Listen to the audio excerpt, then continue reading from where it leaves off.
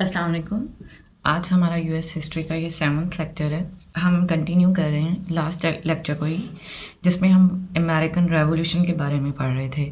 American revolution का ही ये third part है कि किस तरह से हमने लॉन्ग टर्म काजेस देखे नेविगेशन एक्ट्स के, किस तरह से अमेरिकन पर वो नेविगेशन एक्ट्स लगाए गए बाय ब्रिटिश गवर्नमेंट और फिर उसके क्या नताइज हुए। एट दी एंड ये एक्ट्स ने इतना ज़्यादा डिस्टर्ब किया अमेरिकन को कि फिर रेवोल्यूशन उनके अंदर आए, नेशनलिज्म प्रोड्यूस हुआ उनके अंदर। तो उससे फिर उन्होंने जो है वो वार की तरफ गए, वार ऑफ इंडिपेंडेंस जिसको कहा जाता है।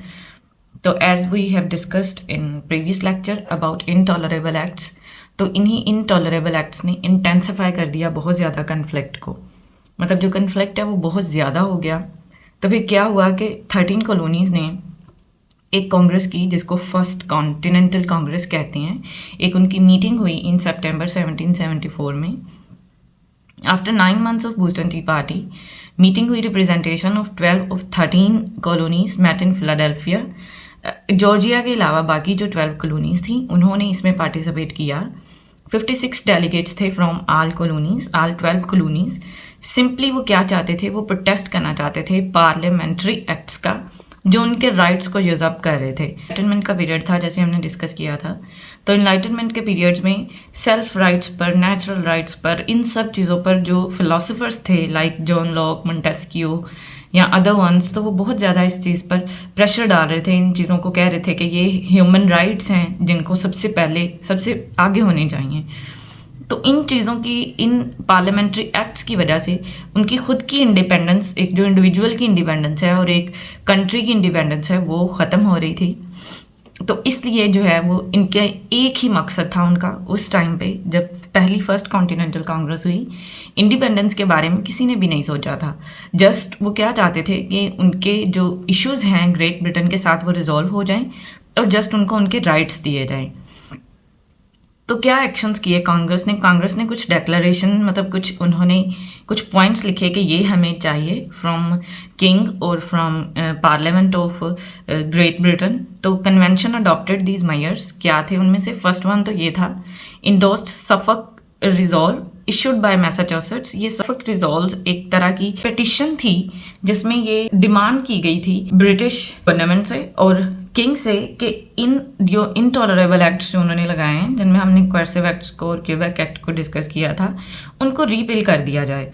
तो issued by Massachusetts immediate repeal of the Intolerable Acts, boycotting British goods and preparation for a militia.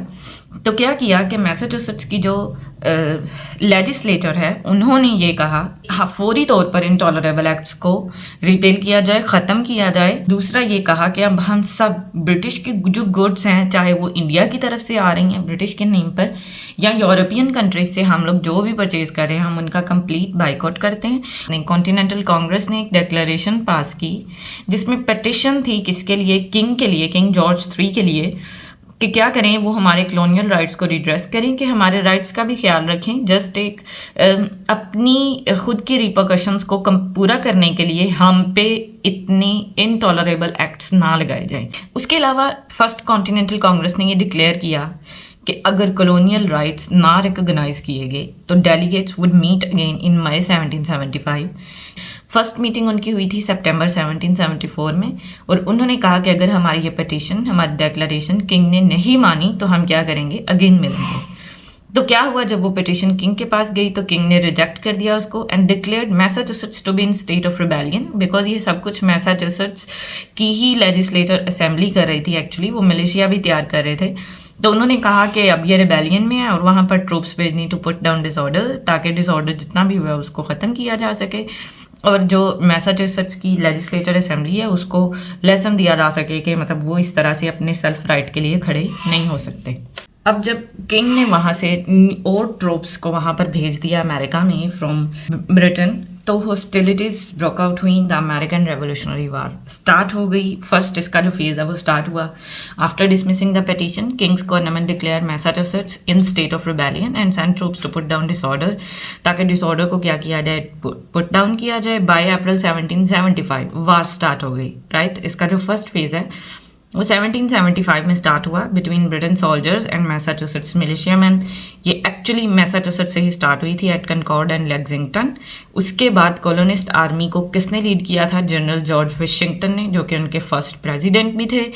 और जून 1775 में कॉलोनिस्ट ने जो सेकेंड वॉर हुई उनकी जो war, battle of Bunker Hill on Breed's Hill, वहाँ पर जो है वो कॉलोनिस्ट वहाँ पर लॉस्ट कर ली उन्होंने वार, लेकिन उसका काफ़ी ज़्यादा नुकसान किसको भी हुआ? ब्रिटिश आर्मी को भी।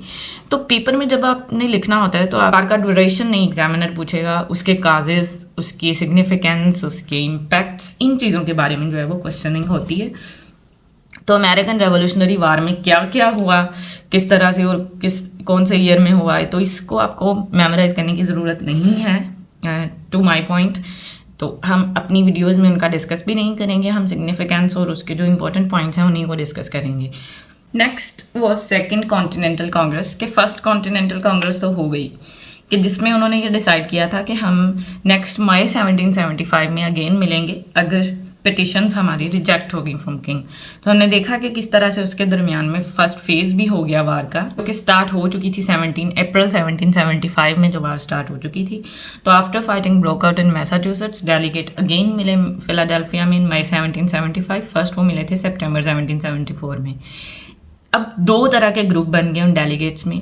एक ये चाहते थे कि हम कॉलोनीज़ को इंडिपेंडेंस डिक्लेयर कर देना चाहिए, और दूसरा ग्रुप ये चाहता था कि कन्फ्लिक्ट जो है वो ग्रेट ब्रिटेन के साथ हमारा क्या होना चाहिए? रिजॉल्व होना चाहिए। सेकेंड कॉन्टिनेंटल कांग्रेस से पहले एक थॉमस पेन, एक रेवोल्यूशनरी था, जिसने कॉमन सेंस एक पेपर लिखा। A pamphlet written by Thomas Paine was circulated in 1775-1776।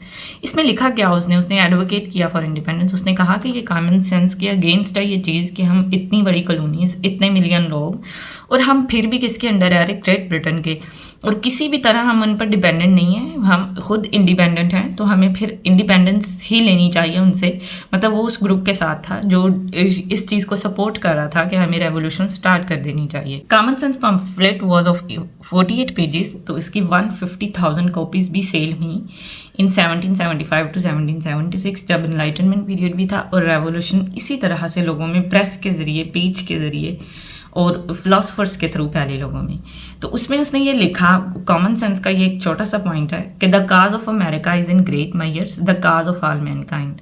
कि अमेरिका जो है, मतलब उसने कहा कि अमेरिका का जो काज है वो ऑल मैनकाइंड का काज है। Thomas Paine was a revolutionary and he was completely supporting the independence or revolution in America। और वो उसी ग्रुप के साथ था जो किसको सपोर्ट कर रहे थे? इंडिपेंडेंस को।